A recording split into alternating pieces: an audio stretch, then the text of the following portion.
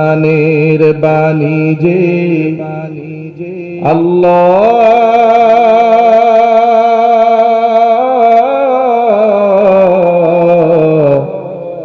আমাকে করেছে ব্যাকুল, আমাকে করেছে ব্যাকুল। কোরআনের বাণী যে আল্লাহ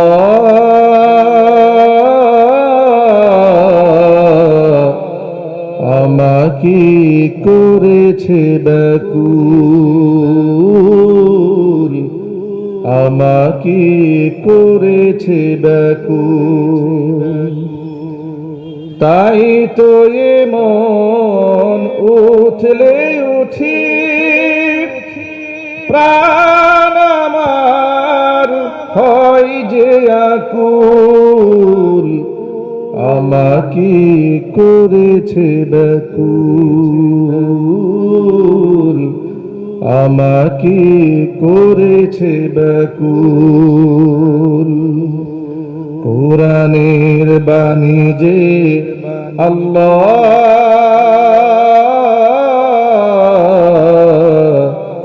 আমাকে করেছে ব্যাকুল, আমাকে করেছে ব্যাকুল। সকল যুগের মানুষ জানে কি মহিমা আল কোরআনে, সকল যুগের মানুষ জানে কি মহিমা আল কোরআনে। এমন মধু পেয়ে হে আল্লাহ, এমন মধু পেয়ে হে আল্লাহ, চিনতে কি কেউ করে ভুল, চিনতে কি কেউ করে ভুল। কোরআনের বাণী যে আল্লাহ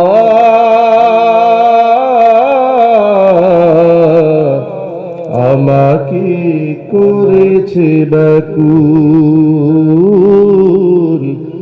আমাকে করেছে ব্যাকুল। তাই তো এমন উঠলে উঠি প্রাণ আমার হয় যে আকুল, আমাকে করেছে ব্যাকুল, আমাকে করেছে ব্যাকুল। কোরআনের বাণী যে আল্লাহ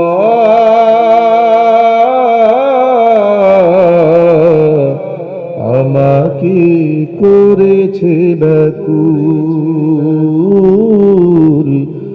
আমাকে করেছে ব্যাকুল,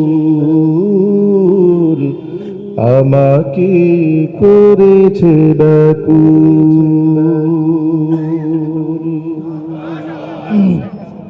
কোরআনে কারিমের আকর্ষণে যুগ যুগ ধরে লোকেরা খেয়ে না খেয়ে রাতের ঘুমকে পেছনে ফেলে আরামের ঘুমকে ছেড়ে দিয়ে হাজার হাজার মানুষ কোরআন শোনার জন্য তারা মাঠে ঘাটে পথে ঘাটে পর্যন্ত বসে যায়। এই আকর্ষণে একমাত্র আল্লাহ পাকের কোরআনে। কথা বলতে হবে ঠিক কিনা জুড়ে বলে। আর সেই আকর্ষণে মানুষ যেন আসতে না পারে, কোরআনপন্থীদেরকে জঙ্গি, তারা সন্ত্রাস, তারা হচ্ছে রাজাকার, তারা আল বদর আল শাম, স্বাধীনতার দুশ্মন, স্বাধীনতা চেতনা বিরোধী, এই ধরনের কথা বলে বলে কোরআন থেকে মানুষদেরকে বিগত স্বৈরাচারীর আমলে শুধু প্রচেষ্টায় নয়, তারা জীবন মন পণ করে লড়াই করেছে কোরআনে কারীম যেন বাংলাদেশের মানুষ ভুলে যায়। আলেমদের উপর থেকে আস্থা এবং বিশ্বাস সরিয়ে দেওয়ার জন্য যাকে যেভাবে পেরেছে তাকে সেভাবে তারা মিথ্যা মামলা দিয়ে মানুষের সামনে লাঞ্ছিত অপমানিত করেছে। বয়সে যাকে পেয়েছে তাকে রাজাকার বানিয়েছে, যাকে বয়সে পায় নাই তারে কি বানাবে? তাকে নব্য রাজাকার বানিয়েছে, তাকে রাজাকারের চেতনাধারী বানিয়েছে, তাকে উগ্রবাদ বানিয়েছে। বিশ্ববিদ্যালয়ে হোলি উৎসবে বাধা দেয়নি, কিন্তু কোরআন তেলাওয়াতে বাধা দিয়েছে। জিন্সের প্যান্ট পরলে বাধা দেয়নি, কিন্তু বুরকা পরলে আইন করে বাধা দেওয়া হয়েছে। প্রশাসনের লোকেরা যেন দাড়ি রাখতে না পারে আইন করে দাড়ি রাখাকে নিষিদ্ধ করে দিয়েছিল। কোরআনে কারিমের মাহফিলে মানুষ যেন অনায়াসে আসতে না পারে, একের পর এক পারমিশন, থানায় যাও, ওসির কাছে যাও, এসির কাছে যাও, ডিসির কাছে যাও, মন্ত্রীর কাছে সুপারিশ নিয়ে আসো। হাজারো মানুষের পিছনে দৌড়াতে দৌড়াতে দৌড়াতে লোকেরা কোরআনে কারিমের তাফসীর করার আগ্রহ যেন হারিয়ে ফেলে, এমন প্রচেষ্টাই তারা করেছিল। এত কিছু করার পরেও তারা 116 জন আলেমের নামের তালিকা তৈরি করে ব্ল্যাক লিস্ট বানিয়ে থানায় থানায় জমা দিয়েছে, যাতে করে এরা মহল্লায় গিয়ে কোরআনের কথা বলতে না পারে। ব্ল্যাক লিস্টের মধ্যে তাদের নামগুলো তারা তুলে ধরেছে, যারা এই বাংলাদেশের সূর্য সন্তান, শ্রেষ্ঠ মুফাসসির কোরআন, তাদেরকেই তারা তালিকাভুক্ত করে দিয়েছিল। এমনকি মিথ্যা মামলা দিয়ে জেলখানায় পুরে দেওয়ার পরে তারা বলেছে কোনো হকপন্থী আলেমদেরকে জেলখানায় দেওয়া হয় নাই, ধর্ম ব্যবসায়ীদেরকে দেওয়া হয়েছে। আমি আপনাদের কাছে জানতে চাই, এদেশের যত ওলামারা ইসলামের জন্য জেল খেটেছেন, কোরআনের জন্য জরিমানা দিয়েছেন, ফাঁসির মঞ্চে উঠেছেন, তারা কি ব্যক্তি স্বার্থ সিদ্ধির জন্য এই মাজলুম হয়েছেন, না কোরআনের জন্য হয়েছেন? কোরআনের জন্য যে আলেমরা মাজলুম হয়েছে এই কথার সাক্ষ্য দেন কারা কারা? আমি দু হাত দেখতে চাই।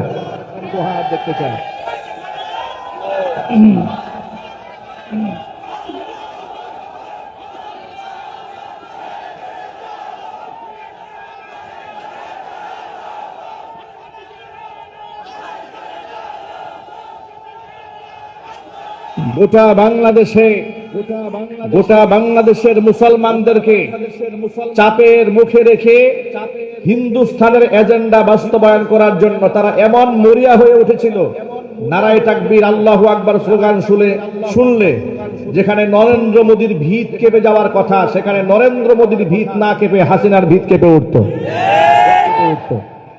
আপনাদের পার্শ্ববর্তী এই থানাতেই, বুসচি এলাকাতেই আমার এক মাহফিলে, আজ থেকে প্রায় 5-7 বছর আগের কথা, সেখানে একজন আলেম আমার বক্তৃতা শুনে মাঝখানে নারায়ে তাকবীর, আল্লাহু আকবার স্লোগান দিয়ে দাঁড়িয়েছিলেন। এমনকি সেখানে তিনি বলেছিলেন, ভারতের দালালেরা হুঁশিয়ার, সাবধান। এই কথা বলতে না বলতেই 10 মিনিটের মধ্যে মাহফিল তারা বন্ধ করে দিয়েছিল। যারা মাহফিল বন্ধ করে দিয়েছিল, আমি আপনাদের কাছে জানতে চাই, উনি স্লোগানে একটা ভুল করেছিলেন, কথা সত্য। তারা বলেছেন ভারতের দালালরা হুঁশিয়ার, সাবধান। সেদিন ভারতের দালাল বলা ঠিক হয় নাই, বলা দরকার ছিল ভারতের গোলামেরা হুঁশিয়ার, সাবধান। আপনারা এক বাক্যে বলেন, ওরা কি দালাল না গোলাম? আর চিৎকার দিয়ে বলতে হবে, দালাল না গোলাম। এই গোলামরা কোরআনকে মিটিয়ে দিতে চেয়েছিল।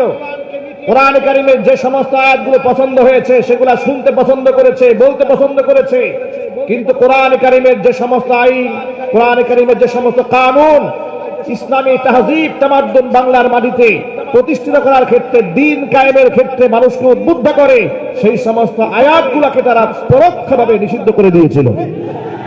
কিন্তু তাদের চক্রান্ত ব্যর্থ হয়েছে। ইনশাআল্লাহ এই মাটির সন্তানেরা উজ্জীবিত হয়েছে, দালালদের চোখে চোখ রেখে তারা কথা বলতে শিখেছে। আগামী প্রজন্মের যুবকদেরকে বলছি, যুবকেরা, গত রাত্রে সচিবালয়ে হামলা হয়েছে, দেশ নিয়ে ষড়যন্ত্র বন্ধ হয় নাই। আমি আপনাদেরকে আবার আহ্বান জানাচ্ছি, সচিবালয়ে কারা হামলা করে নথিপত্রে আগুন ধরিয়ে দিয়েছে, দুর্নীতির ডকুমেন্টগুলো আগুন দিয়ে পুড়িয়ে দিয়েছে, যারা বাংলাদেশের অস্তিত্ব আগুন দিয়ে পুড়িয়ে মারতে চায়, দেশের দুশ্মনকে আগুন দিয়ে পুড়িয়ে মারতে গোটা জাতিকে ঐক্যবদ্ধ হতে হবে।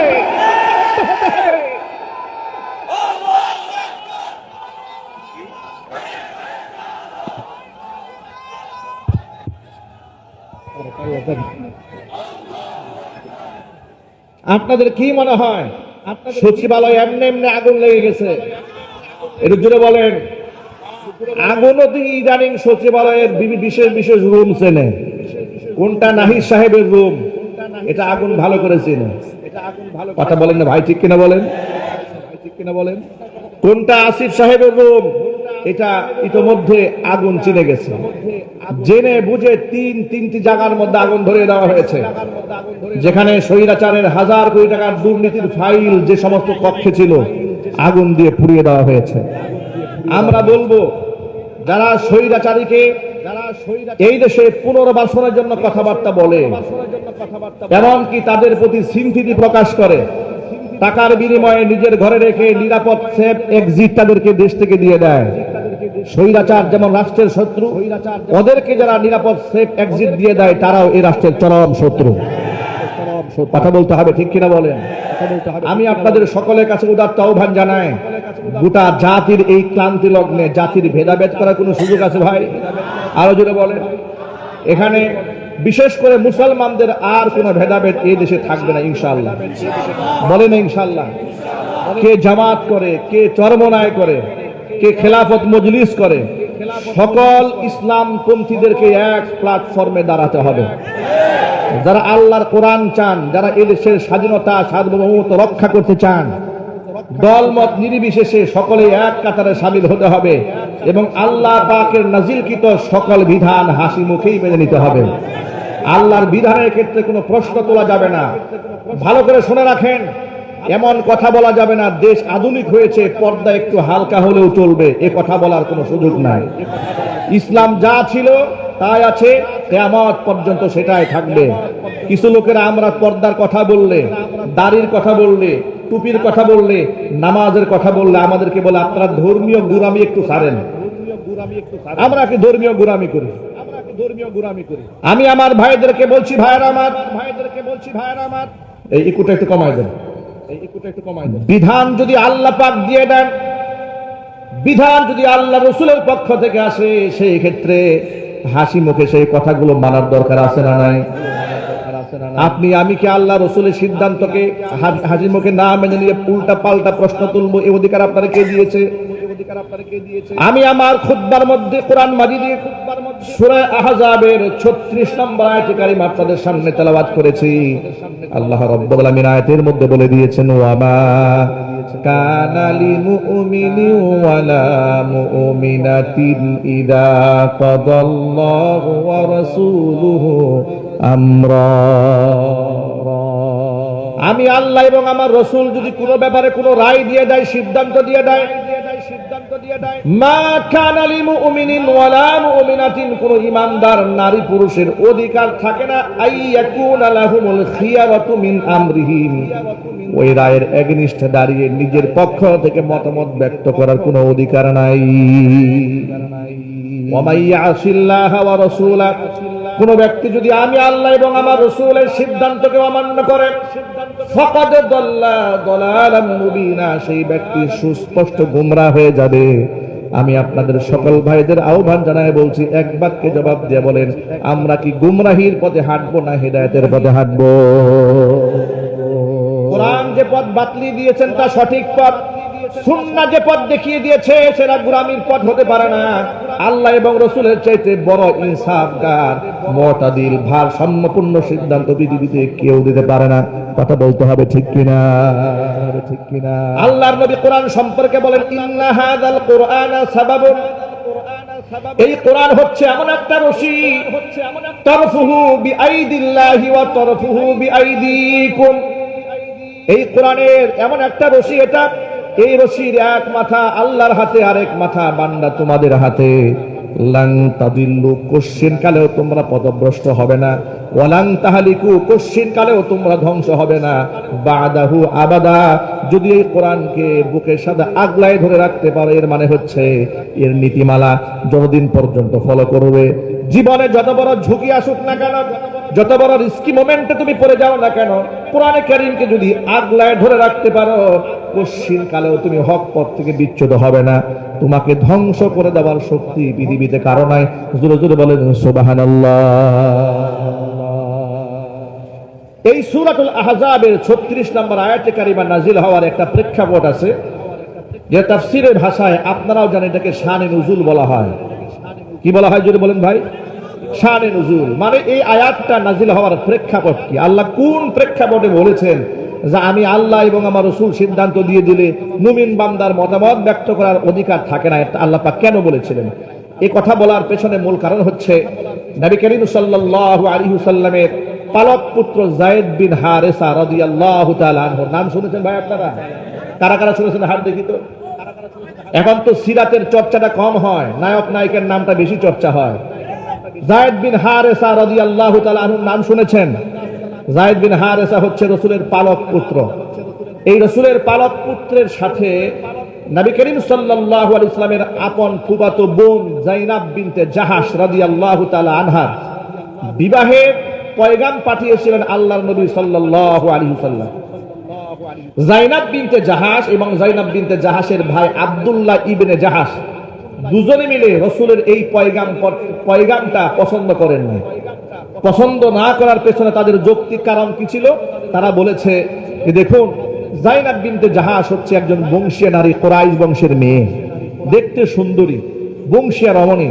পক্ষান্তরে যায়েদ বিন হারেসা হচ্ছেন খাদিজাতুল কুবরা রাদিয়াল্লাহু তাআলা আনহার ভাইয়ের উকাজের মেলা থেকে কৃত দাস, তিনি বাজার থেকে তাকে দাস হিসেবে খরিদ করেছিলেন। যদিও নবী করিম সাল্লাল্লাহু আলাইহি ওয়াসাল্লাম তাকে আজাদ করে নিজের সন্তানের মর্যাদা দিয়েছিলেন, কিন্তু সে তো বংশীয়ভাবে তিনি বোঝাতে চাইলেন সে তো গোলাম ছিল। গোলামের সাথে কুরাইশ বংশের একটা মেয়ের বিবাহ হবে, এটা তিনি মনের দিক থেকে মানতে পারেন না। নবী করিম সাল্লাল্লাহু আলাইহি ওয়াসাল্লামকে প্রস্তাবটা তারা প্রত্যাখ্যান করলেন। যেভাবে প্রত্যাখ্যান করলেন যায়নাব বিনতে জাহাশ, তেমন ভাবে প্রত্যাখ্যান করলেন আব্দুল্লাহ ইবনে জাহাশ। তার প্রেক্ষিতে কোরআনে কারীমের এই আয়াত নাযিল হয়, সিদ্ধান্ত যদি আল্লাহ দিয়ে ফেলেন, সিদ্ধান্ত যদি আল্লাহ রাসূলের হয়, তাহলে সেই ক্ষেত্রে ইমানদার বান্দাদের নিজের পক্ষ থেকে কোনো এক্সকিউজ চলে না, কোনো মতামত ব্যক্ত করার কোনো অধিকার থাকে না। কারণ মানুষ ভবিষ্যৎ জানে না, ভবিষ্যৎ কে জানেন? একটু জোর আওয়াজে সকলকে বলতে হবে, ভবিষ্যৎকে জানেন আল্লাহ পাক জানেন। আল্লাহর বিধানগুলোকেই মুসলমানকে হাসি মুখে মানতে হবে। যদি মুসলমান না মানতে পারে, তাহলে সেই ব্যক্তি খাঁটি ইমানদার হতে পারে না। দেখুন, আমাদের দেশের কিছু লোকদের মনোভাবটা এরকম, হুজুর নামাজের কথা বললে এটা ধর্মের কথা হয়, রোজার কথা বললে বলে ধর্মের আলোচনায় হয়েছে, জিকিরের আলোচনা করলে বলে একেবারে তাজকিয়াতুন নাফসি, অন্তরে আত্মশুদ্ধির কথা বলা হয়েছে। যদি আপনি হজের কথা বলেন তাতেও কোনো অসুবিধা নাই, যাকাতের কথা বলেন এতেও অসুবিধা হয় না। কারণ কি, রাষ্ট্রের মধ্যে যাকাত তো কায়েম করা হয় নাই, দিলে অসুবিধা নাই, না দিলেও কোনো জবাবদিহিতা নাই, এই একটা অবস্থা। এই জন্য আপনি নামাজ, রোজা, হজ, যাকাত, জিকির, আজকার, তাসবিহ, তাহলিল, ব্যক্তি আমলের যত কথা বলেন আপনাকে কেউ বাধা দিবে না। কিন্তু আপনি যদি খালি বলেছেন কোরআনে কারিমের শরঈ আইন আছে, ওই আইন দিয়ে আমি দেশ চালাবো, রাষ্ট্র চালাবো, আল্লাহর নাজিলকৃত বিধান দিয়ে সমাজ চলতে হবে, সেক্রেটারিয়েট চলতে হবে, সচিবালয় চলতে হবে, প্রশাসন চলতে হবে, এই কথা যদি কোনো হুজুর বলে, তখন দেখবেন আওয়াজ ওঠে, হুজুর তো ইদানিং ওয়াজ বাদ দিয়ে রাজনীতি শুরু করেছে। কথা বলেন, ঠিক কিনা বলেন? আচ্ছা, আমি আপনাদেরকে বলি, যে আল্লাহ নামাজের কথা বলেছেন, যে আল্লাহ রোজার কথা বলেছেন, নামাজের কথা শুনতে আপনার মজা লাগে, রোজার কথা শুনতেও মজা লাগে, কিন্তু চুরি করলে রাষ্ট্রীয়ভাবে হাত কেটে দেওয়ার বিধান আছে, এটা শুনলে আপনি নারাজ হন কেন? চুরির বিধান সম্পর্কে কোরআনে কারিমের আইন আছে না নাই? ওয়াস-সারিকু ওয়াস-সারিকাতু ফাকতাউ আইদিয়াহুমা জাযাআন বিমা কাসাবা নাকালাম মিনাল্লাহ। চোর নারী হোক আর পুরুষ হোক, প্রমাণ যদি মিলে যায় হাত কেটে দাও। আল্লাহ রাব্বুল আমিন চোরের ব্যাপারে যেমন কঠোর বিধান দিয়েছেন, নবী করিম সাল্লাল্লাহু আলাইহি ওয়াসাল্লাম কঠোরভাবে তা বাস্তবায়ন করেছেন। রাসূলের কাছে একটা মহিলার ব্যাপারে নালিশ এসেছে, হে রাসূল, এই মহিলা চুরি করেছে। নবীজি সাক্ষ্য প্রমাণ মিলে সব কিছু শোনার পরে তিনি রায় দিয়ে দিলেন মহিলার হাতটা কেটে দেওয়া হোক। সাহাবায়ে কেরাম এবং এলাকার মধ্যে জনমনের মধ্যে আতঙ্ক ছড়ায় পড়ল। সকলে চাচ্ছিলেন, একদিক থেকে মহিলা মানুষ, দুই দিক থেকে আবার তিনি অপরাধটা একটা করেছেন, বংশীয় নারী, হাতটা কেটে না দিয়া শাস্তি যদি একটু কমায় দেওয়া যেত তাহলে একটু ভালো হইতো। এমন একটা গুঞ্জন শুরু হয়ে গেল। কিন্তু আল্লাহর নবীর কাছে গিয়ে এই কথাটা বলার সাহস তো কারো পাচ্ছে না। সাহাবায়ে কেরাম পরামর্শ করলেন রাসূলের কান পর্যন্ত আওয়াজ পৌঁছে দেওয়ার জন্য রাসূলের ভালোবাসার পাত্র একজন আছে, সেটা হচ্ছে যায়েদ বিন হারেসা রাদিয়াল্লাহু তাআলা আনহুর ছেলে Usama ibn Zayd. Usama ibn যায়েদের উপাধি হচ্ছে হিব্বু রাসূলিল্লাহি সাল্লাল্লাহু আলাইহি ওয়াসাল্লাম। এর মানে উসামা ইবনে যায়েদ হচ্ছে রাসূলের ভালোবাসার পাত্র, কলিজার টুকরা। চিল্লা এখন আল্লাহু আকবার। সাহাবায়ে কেরাম পরামর্শ করলেন, উসামা ইবনে যায়েদকে বলছেন, তুমি আল্লাহ রাসূলের কাছে গিয়ে একটু বলো, সবাই চাচ্ছে মহিলার হাতটা না কেটে, হাজার হইলে মহিলা মানুষ তো চুরি তো করেছে, প্রমাণও পাওয়া গেছে, হাতটা না কেটে একটু আঙ্গুল টাঙ্গুল কেটে দেওয়া যায় কিনা, কিংবা একটু নাকে মুখে চুল কানি দিয়া বিচারটা একটু সহজ করা যায় কিনা। উসামা ইবনে যায়েদ রাদিয়াল্লাহু তাআলা আনহু রাসূলের কাছে গিয়ে সাহাবায়ে কেরামের পক্ষ থেকে প্রস্তাবখানা পেশ করলেন। প্রস্তাবখানা পেশ করার পরে রাসূল এত রাগ হলেন, হুজুরের চেহারা গুস্সায় লাল হয়ে গেছে, খুব রাগ হয়ে গেলেন। তিনি বললেন, তোমাদের পূর্ববর্তীরা এই জন্য ধ্বংস হয়েছে, তারা ধনীদের সাথে একরকম বিচার করত, গরিবদের সাথে তারা আরেক রকম বিচার করত, আইন সবার জন্য তারা সমান করে নাই। আল্লাহর নবী বিধিবিধান আইন সবার জন্য সমান করেছেন। হুজুর বলেন, আজকেই মহিলার জায়গায় যদি আমার মেয়ে ফাতেমাও চুরি করতো, লাকাতাতু ইয়াদাহা, ফাতেমার হাতটা আমি নিশ্চয়ই নবীজি নিজে কেটে দিতাম। আল্লাহু আকবার বলেন। আমাদের দেশের দিকে একটু তাকায় দেখেন, এই দেশে বিচারের নামে প্রহসন আছে না নাই? আর চিল্লায় বলতে হবে। নিজের দলের লোকেরা খুন করলেও, গুম করলেও বিচার হয় না, বিরোধী দলের লোকেরা মশা মাছি মারলেও মার্ডার কেসের আসামি হয়ে যায়। এই জুলুম নির্যাতন যদি বন্ধ করতে চান, এই ইনসাফ যদি জমিনের মধ্যে কায়েম করতে চান, ইসলাম প্রতিষ্ঠা ছাড়া বিকল্প কোনো রাস্তা নাই। কারণ এই দেশে ভারতের আধিপত্য বিস্তার করার জন্য আবু জেহেলের নাতিপুতিরা কিন্তু এখনো পর্যন্ত ব্যাপকভাবে কার্যক্রম চালিয়ে যাচ্ছে। এই যে কয়েকদিন আগে কুমিল্লাতে তথাকথিত এক মুক্তিযোদ্ধাকে গলার মধ্যে জুতার মালা দিয়ে তারা ঘুরিয়েছে। জুতার মালা পরাবার অপরাধে চেতনা এমন ভাবে ফুঁসে উঠছে, আহারে চেতনা চেতনা চেতনা। খোঁজখবর নিয়ে দেখা গেল এই লোকে মুক্তিযোদ্ধার চেতনা বিক্রি করে কত মানুষের উপর নির্যাতন করেছে, জুলুম করেছে, মানুষের ঘর ভেঙে দিয়েছে, চাঁদা তুলেছে, কত অন্যায় করেছে। সব অন্যায় ধামা চাপা দিয়েছে চেতনার দোহাই দিয়ে। মনে রাখবেন, আমরা চেতনা ব্যবসায়ীদেরকে জুলাই আগস্টের বিপ্লবের মাধ্যমে যেভাবে বিদায় করেছি, ওদের নাতিপুতিদেরকেও আমরা সঠিক জবাব দিতে প্রস্তুত আছি। কোন চেতনা বাংলাদেশে চলবে না। কথা একটা পরিষ্কার, যিনি অপরাধী তিনি অপরাধী, অপরাধের বিচার হতে হবে। অতএব যিনি এই কাজ করেছেন, আচ্ছা উনার গলায় জুতার মালা দেওয়া হয়েছে, আপনারা খুব অপমান বোধ করলেন। আল্লামা মামুনুল হক হাফিজাহুল্লাহকে রিসোর্টে রেখে তোমাদের গুন্ডা বাহিনী দাড়ি যখন দিয়ে টান দিয়েছিল, জামা কাপড় টেনে ছিঁড়ে ফেলে দিয়েছিল, তখন তাদেরকে গ্রেফতার করো নাই কেন? কথা একটু জুড়ে বলেন, ঠিক কিনা বলেন? তোমরা যখন শহীদ আল্লামা দেলোয়ার হোসেন সাঈদী রহমাতুল্লাহি আলাইহির ব্যঙ্গ রচনা করে ছবি অঙ্কিত করে শাহবাগ চত্বরে লটকে রেখে দিয়েছিলে জুতার মালা পরিয়ে, তখন এত সম্মানিত ব্যক্তির অসম্মান হয় নাই, তখন তোমরা সম্মান দেখো না, ইজ্জত দেখো নাই, তোমরা ওই তথাকথিত লোকের ইজ্জত নিয়ে পড়ে আছো। মনে রাখবেন, যারা চেতনার ব্যবসা এখনো চালায় যাচ্ছে, তারা সুকৌশলে আফসোস লীগেরই সদস্য। এটা আপনাদের বুঝতে হবে। এটা যদি বুঝতে ভুল করে, আজকে সচিবালয়ে আগুন লেগেছে, কালকে মন্ত্রণালয়ে আগুন লাগবে, এরপর দিন সংসদ ভবনে আগুন লাগবে। আপনারা সাবধান হয়ে যান, এদেরকে চিহ্নিত করুন। দালাল যারা এবং কাফের বেঈমানদের গোলাম যারা, এদের ব্যাপারে আপনারা সোচ্চার থাকুন। রাজি আছেন তো ইনশাআল্লাহ? কারা কারা রাজি আছেন হাত দেখতে চাই। আল্লাহ কবুল করেন, জোরে করে আমিন। হাত নামান, হাত নামান।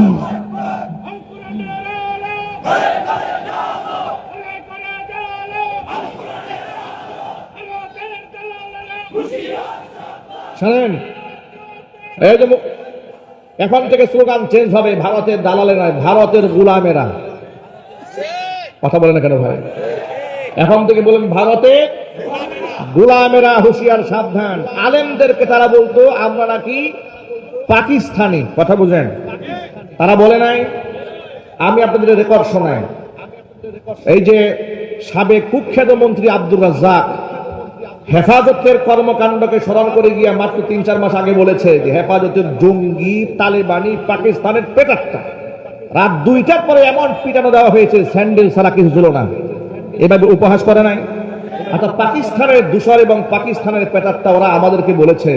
এই দেশের আলেমরা জেল খেটেছে, জরিমানা দিয়েছে, ফাঁসির মঞ্চ পর্যন্ত উঠেছে। একজন আলেম পাকিস্তানে আশ্রয় নিয়েছে?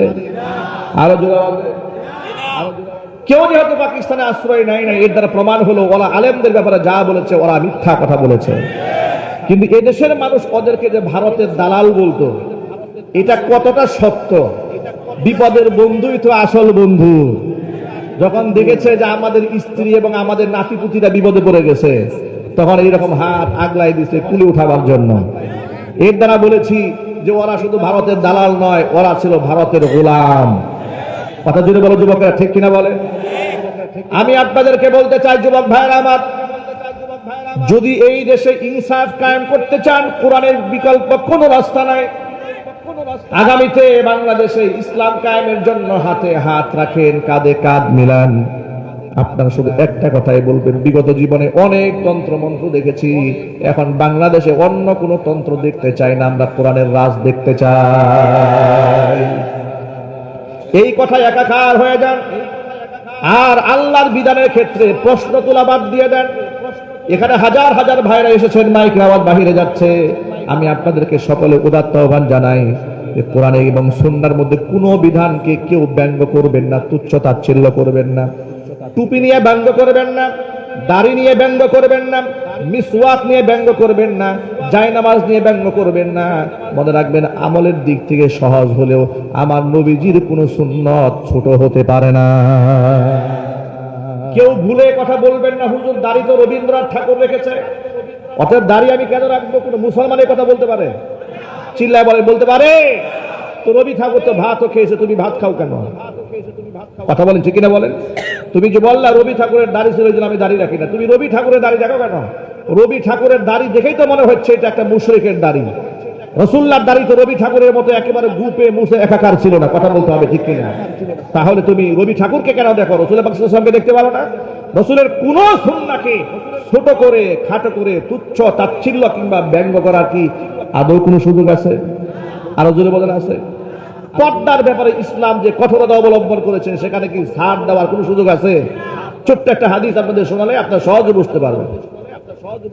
উম্মে সালামা রাদিয়াল্লাহু তাআলা আনহা, রাসূলের স্ত্রী, হাদিসের রাবী, তিনি বলছেন,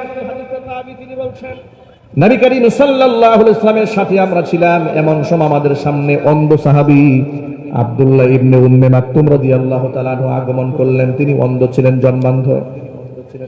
ইতিমধ্যে পর্দার আয়াত নাযিল হয়েছে। অন্ধ সাহাবী আমাদের সামনে আসার পরে নবীজি আমাদেরকে বলেন, ইহতাজিবা মিনহু, তোমরা এই সাহাবী থেকে পর্দার আড়ালে চলে যাও। উম্মে সালামা বলছেন, আমি তখন প্রশ্ন করে বললাম, আলাইসা হুয়া আমা লা ইউবসিরুনা ওয়া লা ইয়ারিফুনা, হে রাসূল, সে তো অন্ধ ব্যক্তি, চোখে দেখতে পায় না, সে আমাদেরকে দেখতেও পাবে না, চিনতেও পারবে না, আমাদের সামনে থাকলে অসুবিধা কি? আল্লাহর হাবিব তখন জবাব দিয়ে বললেন, আফা আমিয়া ওয়ানি আনতুমা আলাস্তুমা তুবসিরানি, সে অন্ধ, তোমাদেরকে দেখতে পাবে না, তোমরা কি অন্ধ নাকি? সুবহানাল্লাহ, আল্লাহু আকবার বলে। তোমরা কি অন্ধ? তোমরা তাকে দেখবে না? ইহতাজিবা মিন, তার থেকে পর্দার আড়ালে চলে যাও। আল্লাহর নবী স্ত্রীদের পর্দার ব্যাপারে মারাত্মক কঠোরতা অবলম্বন করেছেন। অতএব রাসূলের আদর্শই আমার জন্য আদর্শ। কথা বলতে হবে, ঠিক কিনা? এটাই মধ্যম পন্থা। এর মধ্যে খায়ের আছে, এর মধ্যে বারাকা আছে, এর মধ্যে কল্যাণ আছে। নবী করিম সাল্লাল্লাহু আলাইহি ওয়াসাল্লাম যা বলেছেন গোটা উম্মার জন্য বলেছেন। রাসূলের চাইতে বেশি দরদি আমাদের জন্য আর কেউ আছে ভাই? আরো যদি বলুন, আছে? না, রাসূলের চেয়ে বড় দরদি আর কেউ নেই। কোরআন মাজিদে সূরা তাওবার মধ্যে আল্লাহ বলেছেন, লাকাদ জাআকুম রাসূলুম মিন আনফুসিকুম আজিজুন আলাইহি মা আনিতুম হারিসুন আলাইকুম বিল মুমিনিনা রাউফুর রহিম। তোমাদের মাঝে, তোমাদের ভেতর থেকে এসেছে এমন একজন রাসূল, আজিজুন আলাইহি মা আনিতুম, তোমরা কোনো ব্যাপারে কষ্ট পেলে তার থেকে বেশি কষ্ট তিনি পান।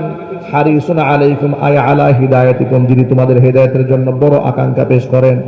বিল মুমিনিনা রাউফুর রহিম, ঈমানদারদের জন্য তিনি পরম দয়ালু। আল্লাহ নবী সাল্লাল্লাহু আলাইহি ওয়াসাল্লাম আমাদের উপরে এত দরদ রেখেছেন, এত ভালোবাসা রেখেছেন। হুজুরের সিদ্ধান্তের মধ্যে রয়েছে আমাদের জন্য কল্যাণ। নবীজির সিদ্ধান্তের বাহিরে উম্মতের জন্য কোনো কল্যাণ থাকতে পারে না। রাসূলের একজন সাহাবী, তার নাম জুলাইবিব রাদিয়াল্লাহু তাআলা আনহু, কালো মানুষ, খাটো মানুষ। রাসূলের সামনে একদিন এসে বলছেন, ইয়া রাসূলুল্লাহ, জান্নাতে যে হুরের বর্ণনা কোরআনে আছে, আপনি যে ওয়াজগুলা করেছেন হুরের ব্যাপারে, আমি জুলাইবিব যদি জান্নাতে যাই, আল্লাহ কি আমাকে হুর দেবে নাকি? রাসূল বুঝতে পারলেন, জুলাইবিব তুমি বিবাহ করো না কেন? জুলাইবিব বললেন, নবীজি আমার দেহের গায়ের রং কালো, আমার সাথে কোনো গার্জিয়ান তো তার মেয়েকে বিবাহ দিতে চায় না, কেউ তো পছন্দ করে না আমাকে। রাসূল নিজে দায়িত্ব নিয়ে নিলেন। এবার তিনি আনসারী সাহাবীদের মধ্যে তালাশ করতে থাকলেন কার ঘরে বিবাহের উপযুক্ত মেয়ে আছে। সন্ধান করতে করতে একজন আনসারী সাহাবীর সন্ধান পেলেন, যার ঘরের মধ্যে একটি সুন্দরী মেয়ে আছে। সুন্দরী, দিনদার, ইমানদার এবং ইমানের মাত্রা ছিল বড় সুন্দর। চিল্লাকান সুবহানাল্লাহ। শুধু চেহারার সৌন্দর্যতা দিয়ে দামি হওয়া যায় না, ইমানের সৌন্দর্যতা থাকতে হয়। ওই সাহাবীকে জিজ্ঞেস করলেন, তোমার মেয়েকে বিবাহ দেবে? তিনি বলেন, নিশ্চয়ই দেব। হুজুর বলেন, আমি তোমার মেয়ের জন্য বিবাহের পয়গাম পাঠাচ্ছি। সাহাবী বড় খুশি হয়ে গেলেন, হে রাসূল, আপনি আমার মেয়ের বিবাহের জন্য পয়গাম পাঠিয়েছেন, এটা তো আমাদের পরম সৌভাগ্যের ব্যাপার। হুজুর বললেন, পয়গাম আমি পাঠিয়েছি, তবে আমার জন্য নয়, বিবাহের প্রস্তাব পেশ করছে আমার সাহাবী জুলাইবিবের পক্ষ থেকে। জুলাইবিবের নামটা শুনে আনসারী সাহাবীর পরক্ষণে মনটা খারাপ হয়ে গেল, কারণ জুলাইবিব দেখতে কালো মানুষ ছিলেন, এটা একটা সদসিদ্ধ বিষয় ছিল। তিনি বললেন, হে রাসূল, আপনি যদি আমাকে অনুমতি দেন, আমি এই বিষয়টা নিয়ে মেয়ে এবং মেয়ের মার সাথে ঘরে গিয়ে একটু পরামর্শ করতে চাই। রাসূল বললেন, ঠিক আছে, তুমি যাও। তিনি ঘরে গেলেন।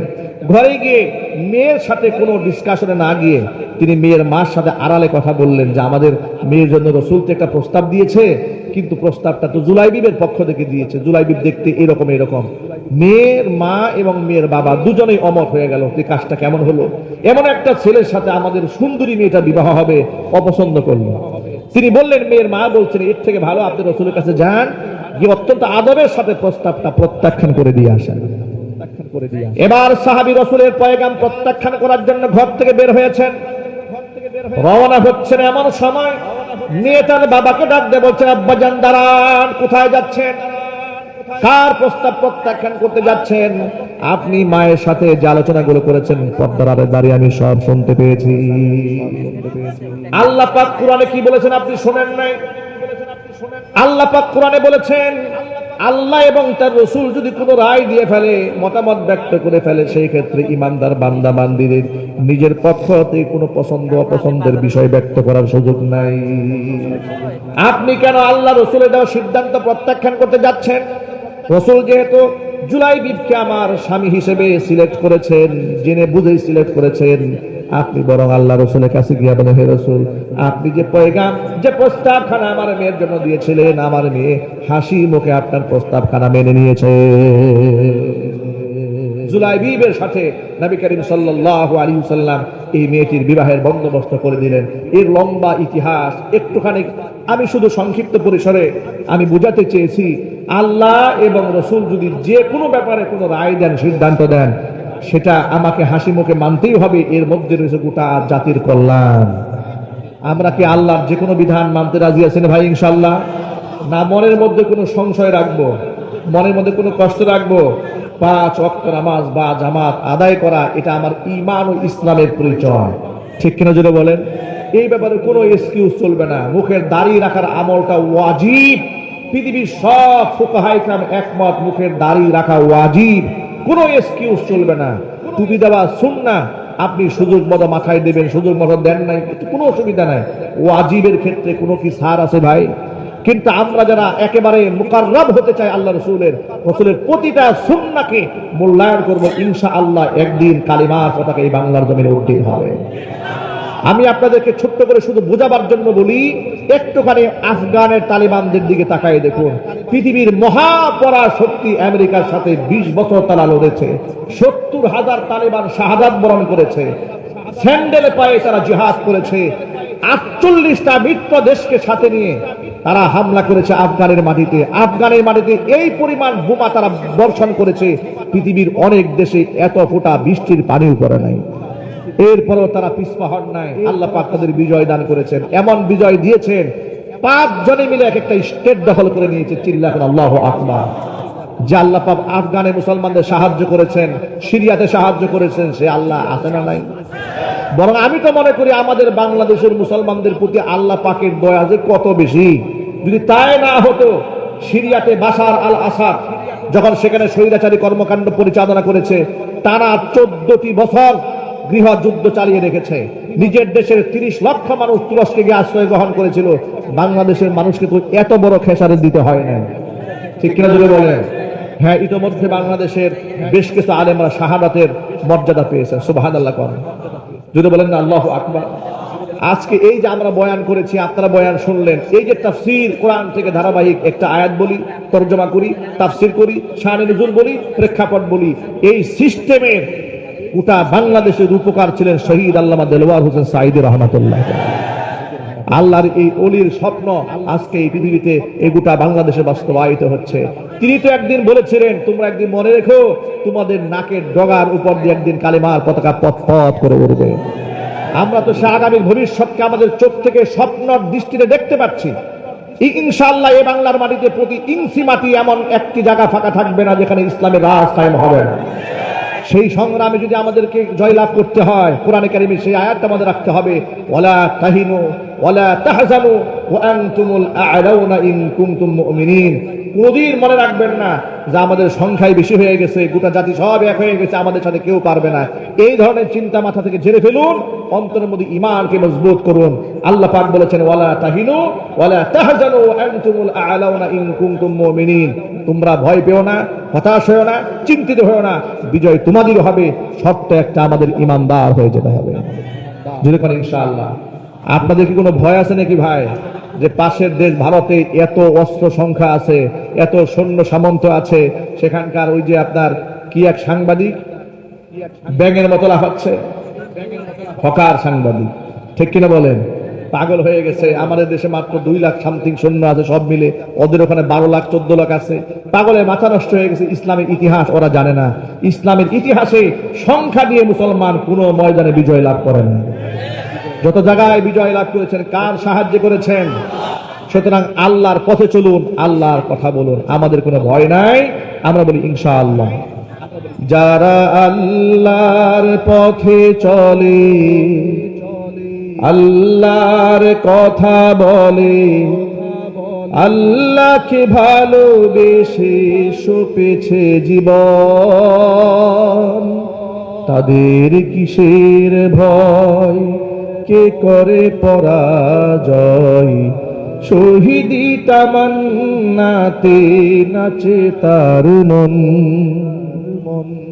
যারা আল্লাহর পথে চলে, আল্লাহর কথা বলে, আল্লাহকে ভালোবেসে সপেছে জীবন, তাদের কিসের ভয়, কে করে পরাজয়, শহীদি তামান্নাতে নাচে তার মন।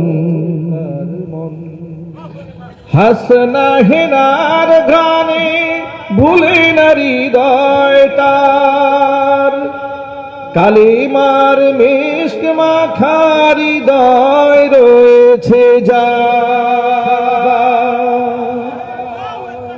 হাসনা হেনার গানে ভুলে না হৃদয় তার, কালিমার মিশক মাখা হৃদয় রয়েছে যার।